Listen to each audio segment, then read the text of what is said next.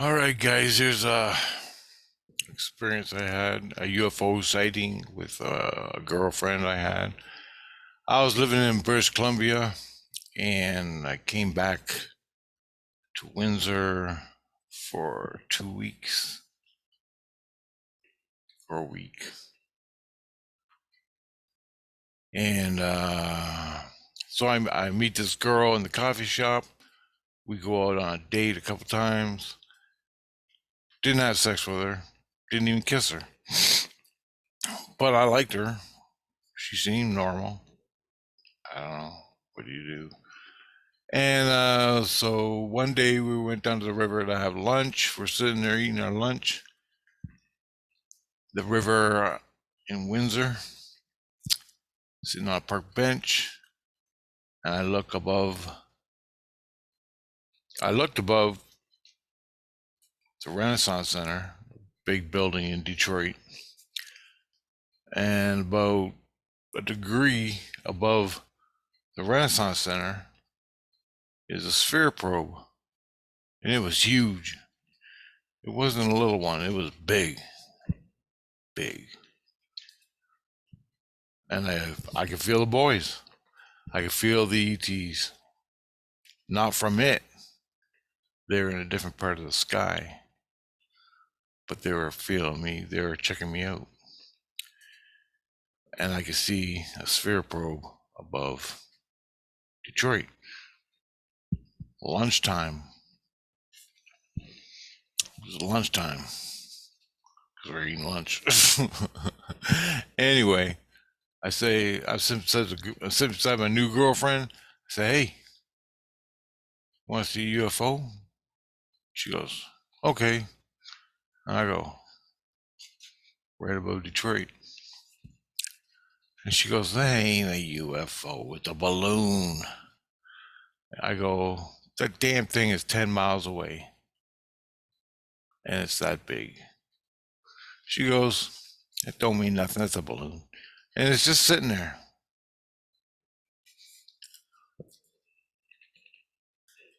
And I say, okay, whatever. In 10 minutes, will a balloon float away? 10 minutes. 15 minutes, will a balloon float away? She goes, yeah. And I go, well, I'll let you know in 10 minutes. 10, 15 minutes. So I'm watching it. It's stationary. It ain't moving. It was huge, man. I couldn't believe it.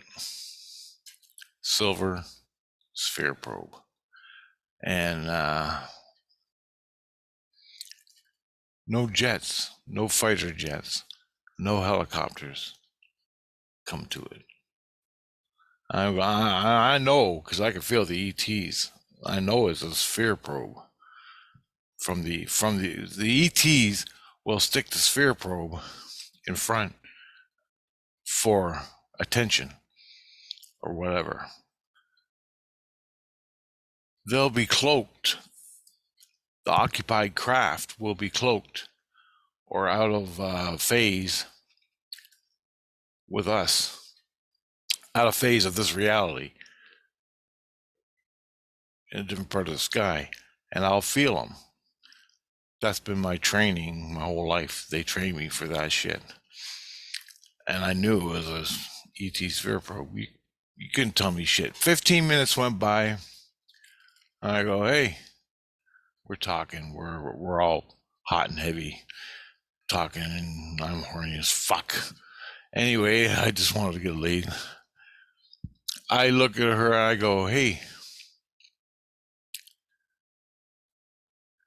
check out your non-moving balloon. She looks, she goes, holy fuck. If that was a balloon, it would have moved by now. Yep. It's still in the same spot, isn't it? Yep. And I never seen it disappear because I went back to talking to her.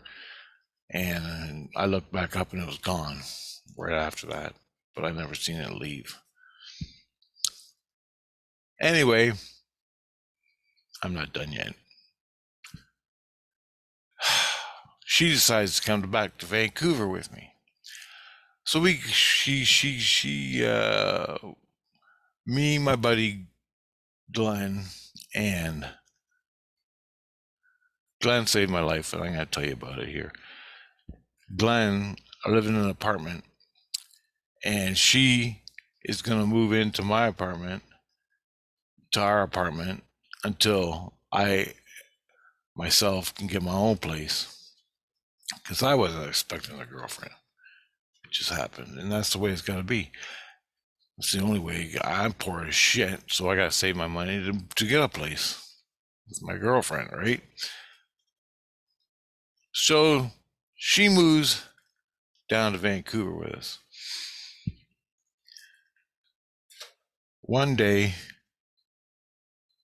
not too long after that, I think the next day, where I'm with a new guy, a new friend of mine. We went to the park near the mountains. I forgot the name of the mountains, Twin Peaks thing. It's a park in North Vancouver. You sit and there's grass and right alongside the mountains. Anyway, we're sitting there looking at the mountains. I'm looking at the eagle flying and shit. Me and my buddy were talking, and Tina, my girlfriend, gets up and takes off for a walk. She goes, "I'm going for a walk. I'll be right back." And we're sitting there talking. She leaves behind us, so we're facing the opposite way.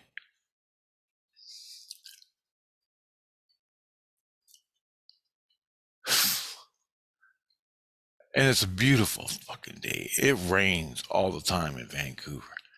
It was blue sky, beautiful, beautiful day. I'm soaking on. I'm tired.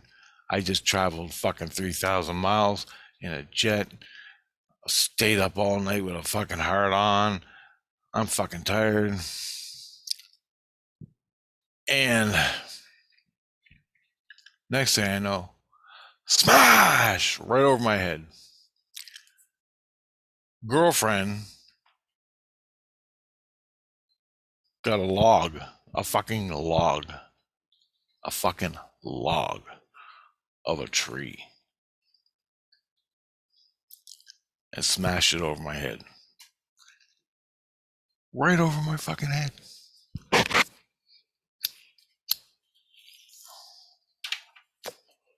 My buddy is sitting there. I'm fucking stunned. I don't even know what to do. She walks off in front and walks into the trees up the fucking mountain.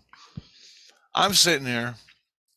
My buddy looks at me and goes, "Are you all right, man?" And I go, "I think so. I don't see no blood or nothing." But the log was a little bit rotten, so it didn't do any damage. And it was a good sized fucking log. It was that big around. A log, a fucking proper log. I couldn't believe it. She walks into the fucking trees in the mountain, and I go, "What the fuck just happened, man?" And he's like, "I don't know, man, but I'm glad I'm not dating her." I'm like, "Holy fuck." I go, "What are we gonna do?" And he goes, "I don't know." And I go, "Well, we gotta go find her because she's gonna die in the fucking mountains. She's gonna fucking die. She's a city girl. She don't know shit about the woods and mountains." So we go in there and look for her. Can't find her. And I'll call the police when I get home if she ain't found. And if I don't see her, if I don't know, I'll send out a report where we were, what happened. Anyway, I go home. A few hours later, she walks in the door. And I'm freaking out. I don't even know. I go, "What the hell was that all about?" She doesn't say nothing. She just goes to the bathroom. And when she was in the bathroom, Glenn was home too. When she was in the bathroom, we heard some grunting and growling. I think she's coughing or something. I go to work the next day. Glenn's at home with her. for a while before she goes out or something. He says, I get back home. He says, Rich, she was in the bathroom growling like a demon. And I go, fucking really? He goes, yeah, man. She was growling like a demon. And he goes, I don't know, but you got to do something. And I'm like, I don't know what to do. What do I do? You know, help me out here, man. And nothing else came of it. The next day, that fucking night, it's midnight, 11 o'clock. Glenn's asleep in the back room. And Glenn lays down, go to bed. I lay down. She's got the couch. I'm on the floor. And I'm lying on the floor on my stomach. And I have earplugs in, so I don't hear nothing. And I feel this fire going up my back, like hot waves of fire, heat coming from my lower back up to my neck. And my back is burning. So I hook up to Tina, my spirit guide, the one I'm with now. And I'm like, fuck, something's going on, man. Something's going on. And she goes, yeah, I know. Relax. I'll get rid of it. I'll take it away. Relax. And I go, okay.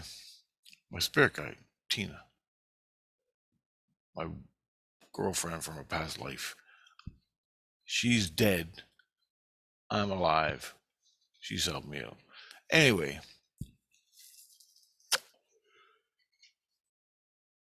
she reaches my back. I feel the hands on my back of her hands.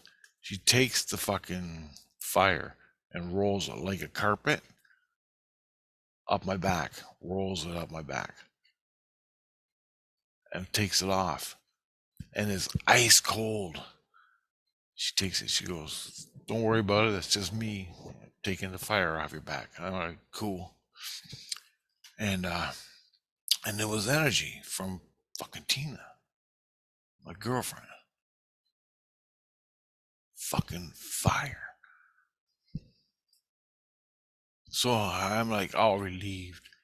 Took about an hour for that process to go through, and I fall asleep. I'm exhausted. I fall asleep. I wake up about 9 o'clock. Glenn wakes me up. He goes, sit down, man. We got to talk. I go, all right. So let me get a coffee. So I get a coffee. I'm sitting there, and he goes, last night when you were sleeping, yeah, he goes, Tina was over top of you, right, with a steak, with a fucking huge knife. You know them big knives you cut fucking meat with? She's one of those, and she's fucking growling and chanting satanic words, holding the knife over top of you, ready to stab you in the fucking back. I came up behind her, real quiet, grabbed the fucking knife away. I told her, you better fucking don't stab Rich. He gave her shit. Anyway, she left early in the morning. Out the fucking door with all her shit. And I'm like, are you fucking kidding me? And I missed all of it. I missed everything. And he goes, yeah, she's fucking gone. Oh, well, thanks, bro. Fucking thanks. I don't know what to say. But then I added up what happened to me last night. I told Glenn that Tina was rolling up the fire off my back. And that's why I was passed out, because spiritually I couldn't do nothing. Glenn goes, well, I don't know about all that, but I took the knife out of her fucking hand. She was growling satanic rites over top of you, like a fucking, you were gonna be sacrificed, like she was gonna sacrifice you. And she's sitting on the couch, holding us over your back, a fucking knife. And that's that. She left a couple weeks later. She's still living in Vancouver. I see her a couple weeks later. See her a couple months later, and she's pregnant. So basically, right after she ran out of the house or out of the apartment, she went and fucking met some guy in a bar, got pregnant, and she's happy now. I had no sex. All I did was kiss her because I gotta respect Glenn. Baby, fucking deal with it.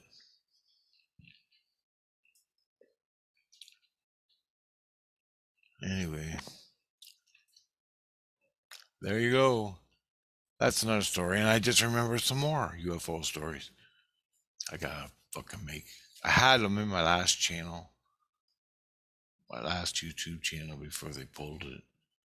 And I'm making them again. So, and it's a ET one with ETs. I got 2 more videos to make. I just remembered another one. Shit. All right. I got lots of UFO shit, man. Lots. I haven't made yet. All right. So I just remember. I gotta write these down. All right, guys. Talk to you later.